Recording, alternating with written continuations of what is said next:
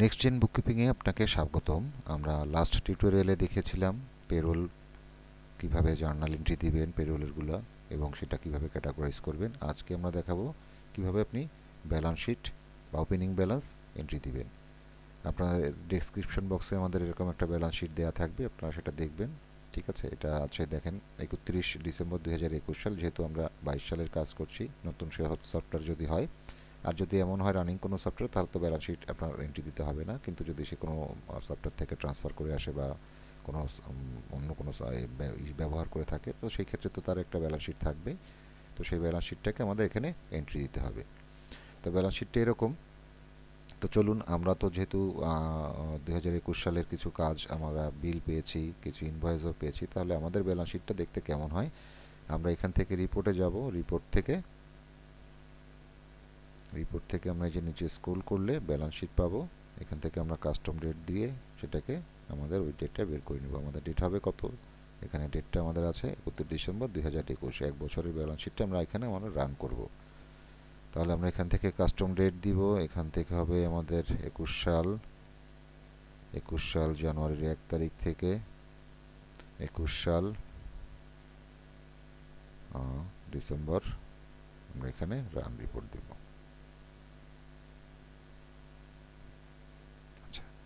দেখেন, আমরা এখানে রান রিপোর্ট দেওয়ার পরে আমাদের এখানে দেখাচ্ছে কি, আমাদের ডেটর্স আছে, ক্রেডিটর্স আছে, ভিএটিও আছে। যেহেতু ডেটর্স ক্রেডিটর আছে, ভিএটিও থাকবেই।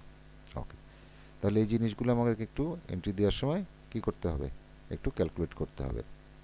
আমার এখানে ডেটর্স আছে কত, 12,600, এখানে 12,600, তাহলে ডেটর্স আমাকে এন্ট্রি দিতে হচ্ছে না। এখানে ক্রেডিটর আছে 150, এখানে আমাদের ক্রেডিটর আছে কত, 150, তাহলে ক্রেডিটর আমাকে এন্ট্রি দিতে হচ্ছে না। আমাদের ভেট কন্ট্রোল আছে 2,100, এখানে ভেট কন্ট্রোলে আছে 9,278, তাহলে আমাদের 9,278 থেকে ওই ব্যালেন্সটা বাদ দিয়ে আমাকে ব্যালেন্স শিটে এন্ট্রি দিতে হবে।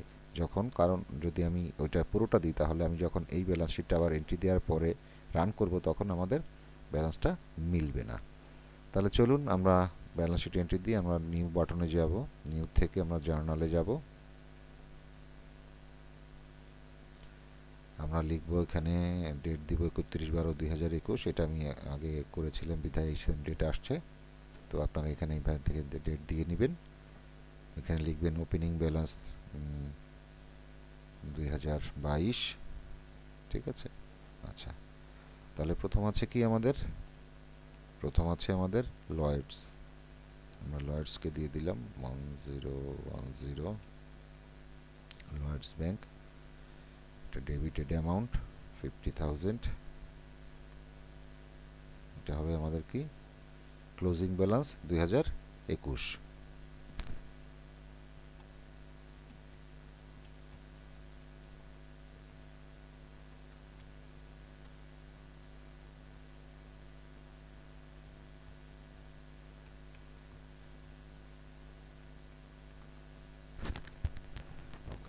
পরেরটা আছে আমাদের টাইট ব্যাংক। টাইটটাকে আমরা দিব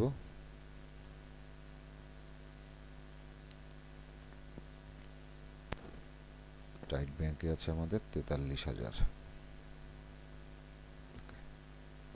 পরেরটা কি আছে, পরেরটা আছে আমাদের, এটা কিন্তু টোটাল অ্যামাউন্ট, এই দুটো টোটাল অ্যামাউন্ট, এটা দেখবেন ভালো করে। আচ্ছা, ডেটর্স আছে আমাদের 12,600, আমাদের দেওয়া লাগছে না। আমাদের অ্যালাউন্স ফর ব্যাড ডেট এটা দিতে হবে। এটা হচ্ছে কি, ক্রেডিটেড অ্যামাউন্ট। তাহলে আমরা অ্যালাউন্স ওটা দিব 1250, আমাদের নাম্বারটা এটা অ্যামাউন্ট হবে 5,000। ওকে, তারপরে কি আছে, তারপরে আছে আমাদের ক্রেডিটর্স আমাদের দেওয়া লাগছে না, আমাদের দিতে হবে পেরোলেরগুলো। আমাদের 21 সালের যে পেরোলের কিছু পেমেন্ট হয় নাই, সেই পেমেন্টগুলো রয়ে গিয়েছে, সেগুলো আমাকে দিতে হবে। প্রথমটা আছে কি, পেইএনআইসি কত, 1893.55। পেইএনআইসি 2210, এটা অ্যামাউন্ট হবে 1893.55। তারপরে আছে আমাদের স্টুডেন্ট লোন 330, 2220। স্টুডেন্ট লোন হবে এখানে অ্যামাউন্ট 330। তারপরে আছে আমাদের পেনশন 2230। পেনশনে আছে আমাদের কত 325.03। পেনশনে আছে 325.03, 325.03। ওকে, তারপরে আছে আমাদের কি নেট নেট স্যালারি আছে আমাদের কত 2047.89, 2047.89, 2047.89। তারপরে কি আছে আমাদের ভিএটি কন্ট্রোল আছে আমাদের 9278। আমরা একটু ক্যালকুলেট করে নিই। 9278 মাইনাস আমাদের হচ্ছে 2100, আমাদের ব্যালেন্স অ্যামাউন্ট হচ্ছে কত 7178। তাহলে আমরা দিব কত এখানে ভিএটি কন্ট্রোলে দিব হচ্ছে আমরা 7178, তাই তো? একটু দেখে নিই 7178। ওকে, তাহলে ব্যালেন্সটা কিসে যাবে? ব্যালেন্সটা যাবে আমাদের রিটেন আর্নিংয়ে। রিটেন আর্নিং আমার ব্যালেন্স অ্যামাউন্টটা বসে যাবে। ঠিক আছে,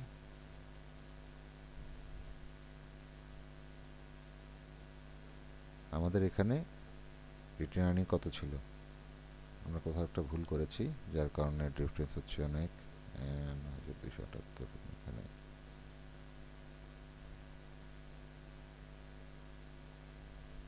আচ্ছা হয়ে গেছে, এই যে এখানে 5000 হয়ে গেছে, এটা 50000 হবে। তাহলে এটাকে আমরা ডিলিট করে দেই, আবার নতুন করে দেই। রিটেন আর্নিং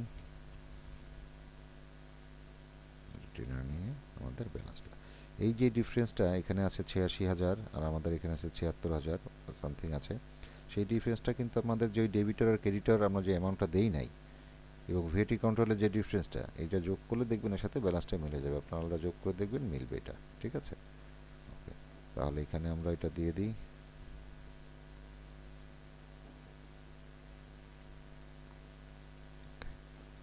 তারপর এখানে আমরা অ্যাটাচমেন্টটাও দিয়ে দিই, অ্যাটাচমেন্ট।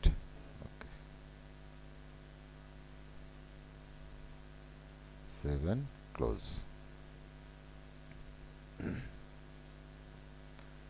দেখেন আমরা যখন লেজারে আসলাম, ব্যাংক লেজারে তো আপনাদের আগেও দেখেছি কীভাবে যেতে হয় যখন প্রথম ব্যাংক ক্যাটাগরাইজ করিয়েছি তখন।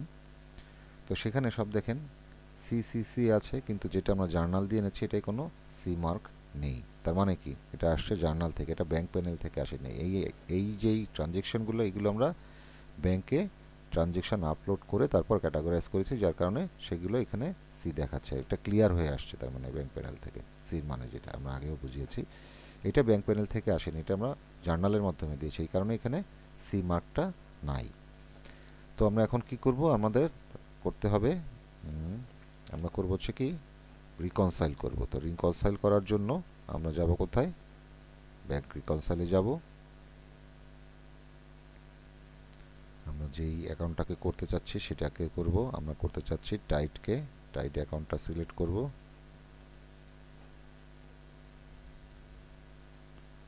টাইট না, সরি, আমরা করতে চাচ্ছি লয়েডসকে করতে চাচ্ছি। তো প্রথমে আমাদের লয়েডসের জন্য কি স্টার্টিং ব্যালেন্সটা আমাদের দিতে হবে। স্টার্টিং ব্যালেন্স আমাদের ওপেনিং ব্যালেন্স ছিল কত 50234। ডেটটা ছিল কত 31/12/2021। ওকে, স্টার্ট রিকনসাইল।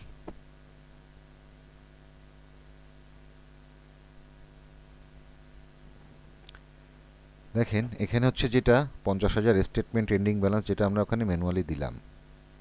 ক্লিয়ার ব্যালেন্স আমাদের এখানে দেখিয়েছি একটু আগে, যে ক্লিয়ার ব্যালেন্স, যে ব্যালেন্সটা ক্লিয়ার হয়েছে, সে বলছে কোনো ব্যালেন্স এখানে ক্লিয়ার হয়ে আসেনি, কারণ ব্যাংক প্যানেল থেকে এটা আসেনি। যদি আসতো তাহলে কি সি থাকতো, ও সেটাকে ধরেছে যে তুমি যে ব্যালেন্সটা দিয়েছো আর তোমার বুক ব্যালেন্স, মানে তোমার সফটওয়্যারে যে ব্যালেন্সটা আছে সেই ব্যালেন্সটার সাথে মিলছে না, ডিফারেন্স হচ্ছে 50,000-এর। কারণ তুমি যে 50,000 দিয়েছো ওই 50,000 ওই তারিখে আমাদের কোনো এন্ট্রি নাই। কারণ কি, কারণ এটা ব্যাংক প্যানেল থেকে আসেনি, আমরা একটা জার্নাল এন্ট্রি দিয়ে দিয়েছি, এই কারণে এটা এখানে দেখাচ্ছে। যেখানে দেখেন beginning balance zero, payment zero, deposit zero, difference 50,000। তাহলে আমরা কীভাবে রিকনসাইল করব? আমাদের রিকনসাইল করতে গেলে আমাদের এই অ্যামাউন্টটাকে জিরো করতে হবে। তো এখানে যে সিস্টেম সেটা হচ্ছে আপনারা এটাকে ম্যানুয়ালি এখানে টিক দিয়ে দিবেন, এই যে গোলের মধ্যে টিক দিলে ও এটাকে ওপেনিং ব্যালেন্স হিসেবে যে ট্রানজ্যাকশন হিসেবে ডেটটাও কাউন্ট করে নিল এবং ডিফারেন্সটা সে জিরো দেখালো।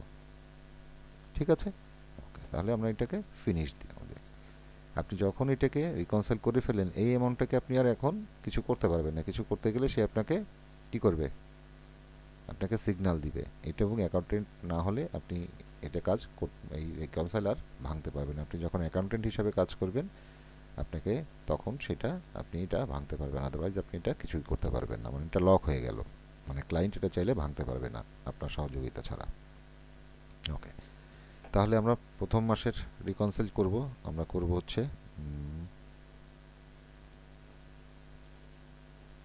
আমরা কোন ব্যাংকটা করছিলাম? আমরা করছিলাম লয়েডস। তাহলে লয়েডসের আমরা একটু খুলে নেই। লয়েডসের আমাদের আমরা প্রত্যেক মাসের এন্ডিংয়ে যে আমরা করব, আমার ব্যালেন্স হচ্ছে কত? 51,765.59, 51,765.59, 51,765.59। ডেটটা কবের? ডেটটা হচ্ছে আমাদের 31/1/2022। ওকে, স্টার্ট রিকনসাইল।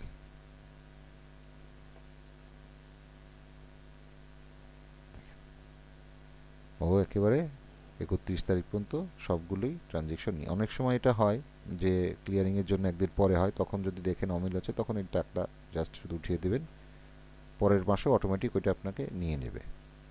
ঠিক আছে, তাহলে এখন দেখেন আমাদের যেই ব্যালেন্সটা আমরা দিলাম এই ব্যালেন্সটা আমরা দিলাম, তাই না? স্টেটমেন্ট এন্ডিং ব্যালেন্স আমরা দিয়েছি ইনপুট, এবং ক্লিয়ার হয়েছে কত? ব্যাংক প্যানেল থেকে এই সেম অ্যামাউন্টটাই ডিপোজিট এবং উজ্জ্বল হয়ে এই অ্যামাউন্টটাই ক্লিয়ার হয়েছে। তাহলে আমাদের দেয়ার ম্যানুয়ালি দেওয়া অ্যামাউন্ট এবং এখানে ব্যাংকের বা সফটওয়্যারের বা বুক অ্যামাউন্ট সেম, যার কারণে ডিফারেন্সটা জিরো দেখাচ্ছে। কীভাবে হচ্ছে? আমাদের বিগিনিং ব্যালেন্স ছিল 50,000, যেটা আমরা প্রথমেই রিকনসাইল করেছি 2021 সালের ডিসেম্বরের জন্য। 18টা পেমেন্ট হয়েছে যার অ্যামাউন্ট হচ্ছে এত, 3টা ডিপোজিট হয়েছে যার অ্যামাউন্ট এত। এই দুইটা যোগ করে এটা থেকে মাইনাস হয়ে অ্যামাউন্ট আসতেছে এটা, যার ফলে আমরা এখানে এটা ফিনিশ নাও দিলে আমাদের জানুয়ারি মাসেরও রিকনসাইল হয়ে গেল। আপনারা এইভাবে এখান থেকে ব্যালেন্স দেখে দেখে প্রত্যেকটা মাসের এখানে ব্যালেন্স দেখে দেখে প্রত্যেকটা মাসের রিকনসাইল করে ফেলবেন। ওকে, এখন আপনার কাজ মোটামুটি শেষ। এরপরে যদি কিছু ট্রানজ্যাকশন থাকে ক্লায়েন্টের, তার নিজস্ব স্যালারি বা অন্য কোনো খরচ এই ধরনের অনেক সময় থাকতে পারে, সেগুলো ম্যানুয়ালি আমাদের জার্নাল দিয়ে এগুলো আমাদের অ্যাডজাস্টমেন্ট করতে হয়, অ্যাডজাস্টিং এন্ট্রি যেগুলো আমরা বলি। তো অ্যাডজাস্টিং এন্ট্রি আমরা দেখাচ্ছি না, মোটামুটি আপনাদের একটা ধারণা দেওয়ার চেষ্টা করলাম যে কী ধরনের কাজ কুইক বুকে হয়। আশা করি আপনারা উপকৃত হবেন।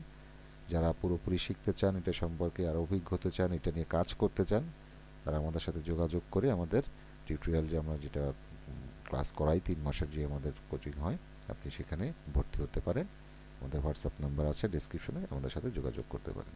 ধন্যবাদ, ভালো থাকবেন।